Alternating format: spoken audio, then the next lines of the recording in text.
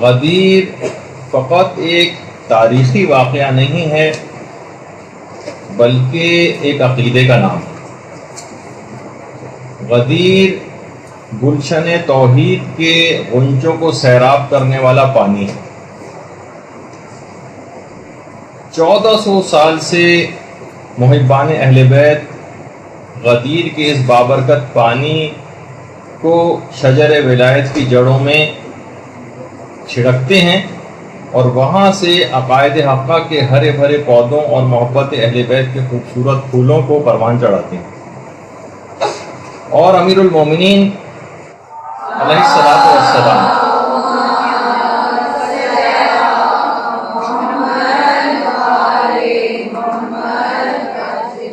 سے بغض و عداوت رکھنے والوں سے اظہار برات کر کے اطراف کے کانٹوں اور شوریدہ زمین کی بنیادوں کو اکھاڑ پھینکتے۔ غدیر کے متعلق یہ بات کہی جاتی ہے کہ غدیر اصل میں ایک پل صراط ہے جس پر مومن تو آسانی کے ساتھ گزر جائے گا، لیکن ہر منافق اور ہر دشمن اہل بیت کٹ کر نیچے گر جائے گا۔ غدیر ایک ایسا پروگرام ہے جس کا منصوبہ ساز پروردگار عالم ہے، اعلان کرنے والے رسول خدا ہیں، اور اسے جادہ عمل پہنا ائمہ اطہار علیہم السلام۔ خود امیر المومنین علیہ الصلوۃ والسلام نے بھی بہت فخر و مباحت کیا، اور جب ایک شخص آیا اور آ کر آپ سے اس نے کہا کہ پیغمبر اسلام کی طرف سے آپ کے لیے پیغمبر کی عطا کردہ سب سے بڑی فضیلت کون سی؟ تو امیر المومنین علیہ الصلوۃ والسلام نے یہ بات ارشاد فرمائی کہ خدا کے حکم سے مجھے غدیر قوم میں ولایت کا تاج پہنانا، یہ سب سے بڑی فضیلت مجھ کو عطا کی تھی۔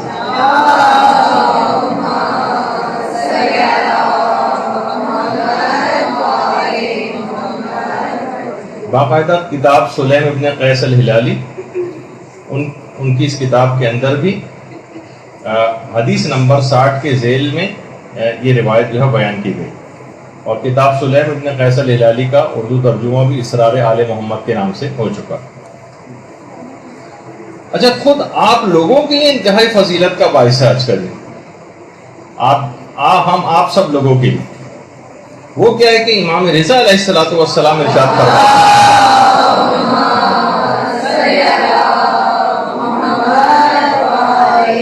کہ امیر المومنین کی ولایت کو قبول کرنے والوں کی مثال آدم کے سامنے فرشتوں کے سجدہ کرنے کی مانند، اور جنہوں نے روز غدیر آپ کی ولایت کا انکار کیا ان کی مثال شیطان کی سی ہے کہ جس نے آدم کے سامنے سجدہ کرنے سے انکار کر دیا۔ یعنی ہم آپ لوگ جو کہ مولا کی ولایت کے اوپر عقائد مکمل طور پر ایمان رکھتے ہیں، ان کی مثال آدم کو سجدہ کرنے والے فرشتوں کی مانند قرار دی گئی۔ اور صرف یہی نہیں کہ انسانوں ہی کو فقط جو ہے انہی کے سامنے ولایت امیر المومنین پیش کی گئی، بلکہ کائنات کی ہر چیز پر ولایت امیر المومنین پیش کی گئی، ہر چیز پر، حتیٰ کہ آسمانوں تک کے اوپر پیش کی گئی۔ جب یہ ہمارے 8ویں امام یہ بات ارشاد فرماتے ہیں کہ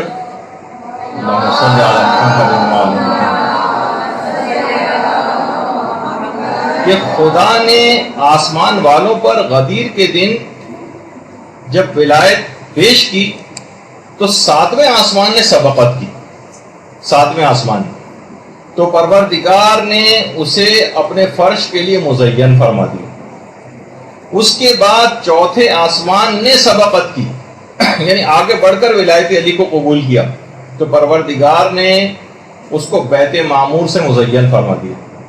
اس کے بعد پہلے آسمان نے سبقت کی تو پروردگار نے اسے ستاروں سے مزین فرمایا، اور زمین کے حصوں کے اوپر جب ولایت پیش کی گئی تو سب سے پہلے مکے نے ولایت قبول کی، اس کے بعد مدینے نے ولایت قبول کی، اور اس کے بعد پھر کوفے نے ولایت قبول کی۔ اور جب جمادات وغیرہ کے اوپر ولایت پیش کی گئی تو سب سے پہلے جن پتھروں نے ولایت کو قبول کیا اس میں عقیق تھا، فیروزہ تھا، اور اس کے بعد پھر یاقوت تھا۔ یہی وجہ ہے کہ سب بڑے بڑے پریشس اسٹون جو ہیں جو کہے جاتے ہیں، انہوں نے ولایت علی کو قبول کرنے میں سبقت کی تھی۔ اسی طریقے سے یہ بھی کہا گیا ہے کہ سونے اور چاندی نے بھی ولایت کو قبول کرنے میں سبقت کی۔ یہی وجہ ہے کہ دنیاوی طور پر عزت اور مقام اور قدر و قیمت ان دھاتوں کی جو بہت بڑھ گئی، اور اسی طرح سے پانیوں کے اوپر ولایت کو پیش کیا گیا۔ وہ پانی کی جس نے ولایت کو قبول کیا وہ میٹھا ہو گیا، خوشگوار ہو گیا، استعمال کے قابل ہو گیا، اور وہ تمام پانی کے جو کڑوے ہیں، کھارے ہیں، شوریدہ ہیں، استعمال کے قابل نہیں، یہ وہ ہیں کہ جنہوں نے ولایت علی کو قبول کرنے سے انکار کیا۔ اسی طریقے سے روایتوں میں کہ پرندوں تک کے اوپر ولایت علی کو پیش کیا گیا۔ وہ تمام پرندے جو بہت خوش الحان ہیں، بہت اچھی آوازوں والے ہیں، یہ وہ ہیں کہ جنہوں نے ولایت علی کو قبول کیا۔ تو بہرحال آپ نے دیکھا کہ جو فصیح ترین جو گفتگو کرتے ہیں یہ سب وہ ہیں کہ جنہوں نے ولایت علی کو اس انداز سے قبول کیا۔ یہ وہ دن ہے بہرحال کہ جب حضرت آدم علیہ السلام کی توبہ قبول ہوئی، حضرت ابراہیم کو آتش نمرود سے نجات ملی، حضرت موسیٰ نے اسی دن حضرت ہارون کو اپنا جانشین مقرر کیا حضرت موسیٰ نے۔ یہ وہی دن ہے جس دن حضرت عیسیٰ علیہ السلام نے حضرت شمعون کو اپنا جانشین مقرر کیا۔ یعنی انتہائی عظمت کا حامل یہ دن ہے کہ جب ہم اس دن کے اندر سانس لے رہے ہیں، اور یہی وجہ ہے کہ ہمارے چھٹے امام جعفر صادق علیہ السلام فرماتے ہیں،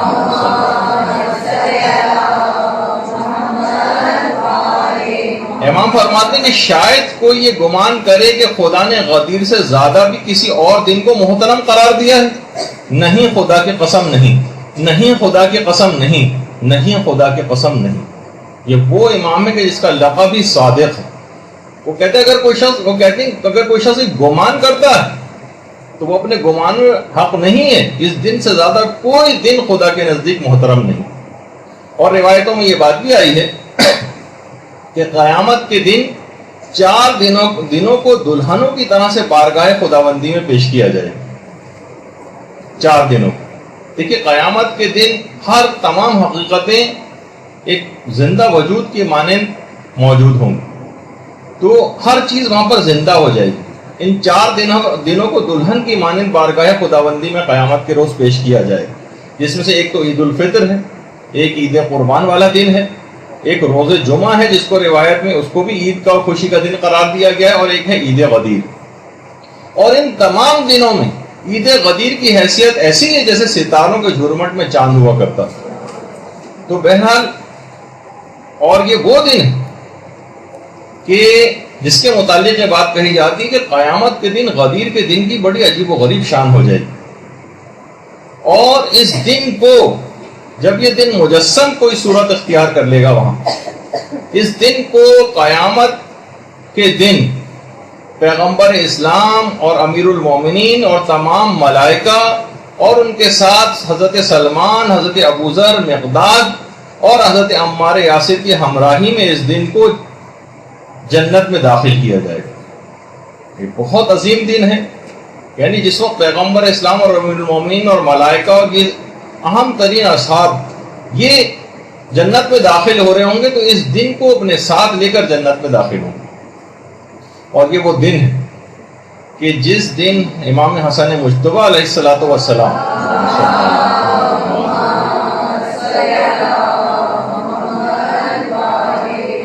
امام حسن کے گھر جشن منایا جاتا تھا، اور خود امیر المومنین علیہ السلام بھی اس جشن میں تشریف لے جاتے تھے۔ اس جشن میں مہمانوں کی خوب پذیرائی ہوا کرتی تھی، خاطر مدارت ہوا کرتی تھی۔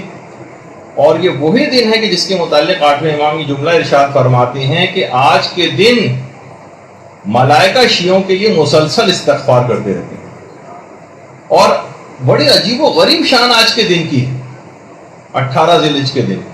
روایات میں ملتا ہے کہ جنت کے جو پرندے ہیں وہ جنت کی نہروں میں خود کو ڈبوتے ہیں آج کے دن، اور پھر اس کے بعد مشک و عنبر پر لوٹتے ہیں، اور اس کے بعد ملائکہ کے اوپر مشک و عنبر کو چھڑکتے ہیں۔ بڑا عجیب و غریب آج کا دن۔ دیکھیے کیوں نہ ہو یہ عظیم دن کہ ولایت علی کے بغیر جنت میں داخلہ ناممکن، ولایت علی کے بغیر جنت میں داخلہ قطعاً ناممکن ہے۔ بہت سارے سلسلے میں واقعات وغیرہ بھی بیان کیے گئے ہیں، کیونکہ ابھی آگے چل کر ہو سکتا ہے کہ ہم اپنی گفتگو میں ذکر بھی کریں. تو بہرحال آج کے دن کی آسمانوں میں بہت ہی عجیب و غریب قسم کی حالت ہوتی ہے. ہمارے چھٹے امام جعفر صادق علیہ الصلوۃ والسلام ارشاد فرماتے ہیں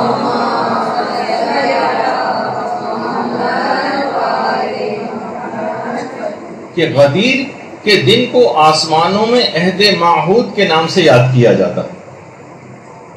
اور یہ بھی چھٹے امام جملہ ارشاد فرماتے ہیں کہ عید غدیر زمین والوں سے زیادہ آسمان والوں میں مشہور، زمین سے زیادہ آسمان والوں میں.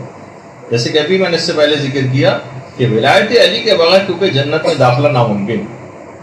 ایک عالم گزرے ہیں ہمارے، بہت تبلیغ کے لیے مختلف گاؤں دیہات وغیرہ جایا کرتے تھے. وہ کہنے لگے جب ایک دفعہ میں ایک گاؤں میں گیا تو وہاں میں نے دیکھا کہ بہت ہی شاندار ایک بزرگ تھے، لیکن وہ مذہب حقہ پر نہیں تھے اور ولایت علی کو انہوں نے قبول نہیں کیا تھا. تو کہنے لگے کہ میں بہت دن وہاں پر اس گاؤں کے اندر مہمان رہا، لیکن میں ان کو مذہب حق قبول کرنے کے لیے قائل نہیں کیا.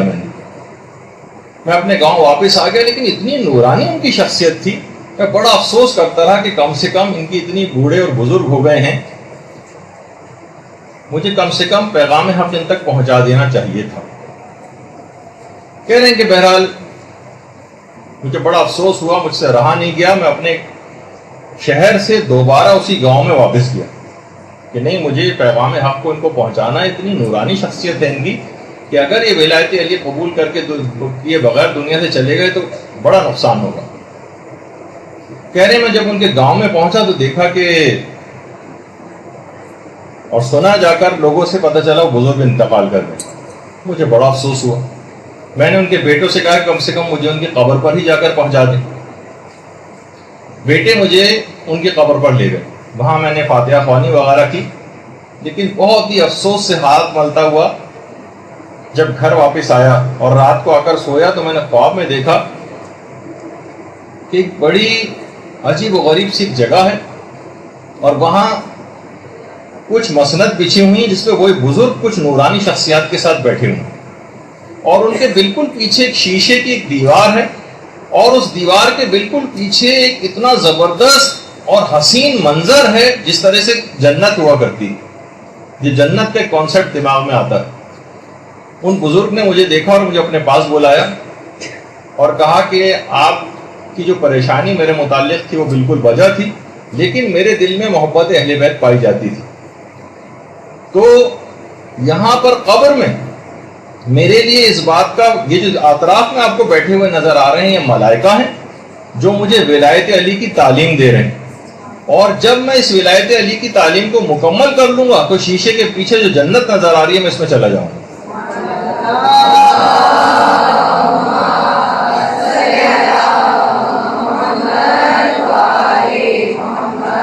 کیونکہ ولایت علی کے بغیر جنت میں داخلہ ناممکن ہے. اور ایک واقعہ وہ ہے کہ جو کہ ہم نے موت کی جب ہماری گفتگو ہوئی تھی اس میں بھی سنایا تھا، آیت اللہ سید محمد حسین طباطبائی کا. بیچ میں ذکر آ گیا تو مجھے یہ بات یاد آ گئی تو ذکر کرتا ہوا جا رہا ہوں، اگرچہ بیچ میں اس کا آنا نہیں تھا ذکر، لیکن بہرحال کہ آیت اللہ محمد حسین طباطبائی براہ راست اپنا یہ واقعہ سنا رہے. کہہ رہے میں چھوٹا تھا اس زمانے میں، جوانی کا بالکل ابتدائی دور تھا. ہم جس علاقے میں رہا کرتے تھے وہاں ایک آفندی قبیلہ رہا کرتا تھا جو مذہب اہل بیت پر نہیں تھا. اس میں سے ایک بوڑھی عورت کا انتقال ہو گیا. اس بوڑھی عورت کی ایک بچی تھی، ایک بیٹی اس کی، ماں سے اتنی زیادہ جذباتی وابستگی رکھتی تھی کہ اس نے رو رو کے اتنا برا حال کیا اور ایسی دیوانہ وار کیفیت ہو گئی کہ ماں کو کسی صورت چھوڑ نہیں رہی.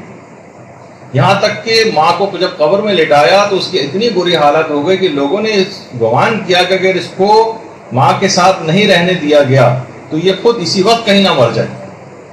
تو لوگوں نے علاقے کے لوگوں نے مشورہ کیا آپس میں اور کہا کہ ٹھیک ہے اب جب نہیں چھوڑ رہی ہے تو ایسا کرتے ہیں کہ قبر کو مکمل بند نہیں کرتے, تھوڑا سا حصہ کھلا رکھتے ہیں تاکہ ہوا اندر جاتی رہے, جب تھوڑا اس کو قرار آ جائے گا تو خود ہی باہر آ جائے گی.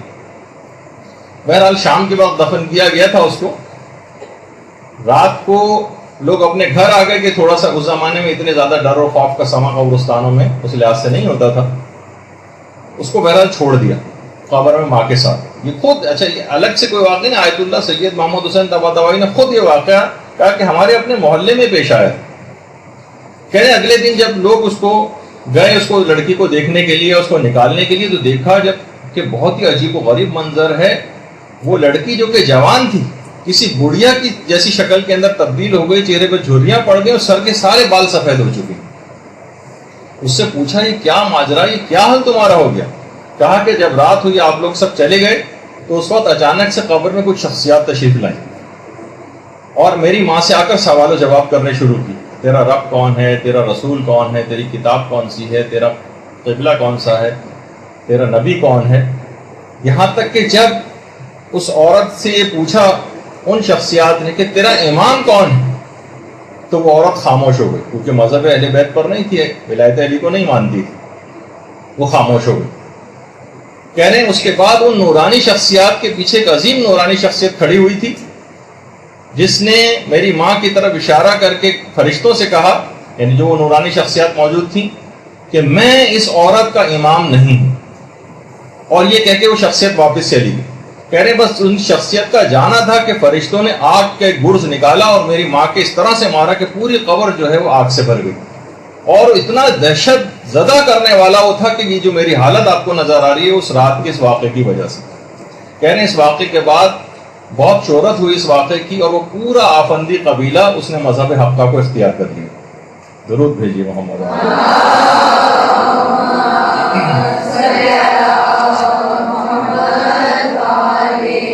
تو اس اعلان ولایت کو قبول کیے بغیر جنت میں داخلہ ناممکن ہے اور عذابوں کا سلسلہ قبر ہی کے ساتھ شروع ہو جاتا ہے جو امیر المومنین کی ولایت کا دل سے اقرار نہیں کرے. تو ابھی ہم جو گفتگو کر رہے تھے کہ غدیر کے دن کی آسمانوں میں بڑی شہرت ہے, اور یہ بھی ہمارے 8ویں امام یہ جملہ ارشاد فرماتے ہیں کہ غدیر کا وہ دن ہے کہ جس دن خدا جبریل امین کو بیت معمور کے سامنے اپنی کرامت کی تختی نصب کرنے کا حکم دیتا. جبریل امین کو بیت معمور کے سامنے اپنی کرامت کی تختی لگانے کا حکم دیتا ہے. پھر جبرائیل اس کے پاس جاتے ہیں اور تمام آسمانوں کے ملائکہ وہاں آ کر جمع ہو جاتے ہیں اور پیغمبر اسلام اور امیر المومنین کی مدح و ثنا شروع کرتے ہیں اور ائمہ اطہار کے شیعوں اور ان کے دوستوں کے لیے استغفار کرتے ہیں. باقاعدہ عوالم العلوم میں شیخ عبداللہ بحرانی نے اس روایت کو نقل کیا کہ امیر المومنین اور ائمہ اطہار کے شیعوں اور ان کے دوستوں کے لیے استغفار کرتے ہیں. اور روایات میں یہ بات بھی آئی ہے کہ عید غدیر کے دن ملائکہ شہزادی فاطمہ الزہرا سلام اللہ علیہا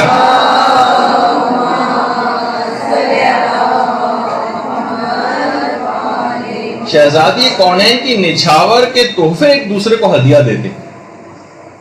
اور نچھاور درخت طوبہ کے وہ پھل ہیں کہ جو شہزادی کی امیر المومنین کے ساتھ شادی کے موقع پر اس شب میں خدا کے حکم سے اس وقت آسمانوں سے پھینکے گئے اور ملائکہ نے انہیں یادگار اور تبرک کے طور پر اٹھا لیا.